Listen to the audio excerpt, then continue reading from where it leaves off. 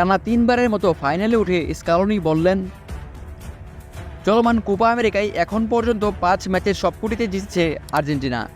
শেষ 16 ইকুয়েডরের বিপক্ষে সর্বশেষ টাইব্রেকারের পরীক্ষায় জয় পাওয়ার পর সেমিফাইনালে কানাডাকে হারিয়েছে 2-0 গোলে। শক্তি সামর্থ্যের পেছনে আর্জেন্টিনা ও কানাডার ব্যবধান অনেক বেশি। ফিফা র্যাঙ্কিংয়েও কানাডার চেয়ে 47 ধাপ এগিয়ে আর্জেন্টিনা। মাঠেও কানাডার বিপক্ষে দারুণ ছন্দে ছিল চ্যাম্পিয়নরা। ফলাফল দেখে সহজ মনে হলেও আর্জেন্টিনা কোচ জানিয়েছেন কানাডার বিপক্ষে ম্যাচটি অনেক চ্যালেঞ্জিং ছিল। লিওনেল স্কালোনি বলেন, আরেকটি ফাইনালে ওঠা খুবই কঠিন। এটি কঠিন কারণ আমরা জানি যে এখানে পৌঁছানো কতটা চ্যালেঞ্জিং ছিল। মানদণ্ড অনেক উঁচুতে উঠে গেছে। সবাই ভেবেছিল এটি হয়তো পুষ্পসজ্জার মতো হবে, কিন্তু একদমই এমন ছিল না। খুবই শক্ত প্রতিপক্ষ হয়েও কানাডা এটি প্রমাণ করলো।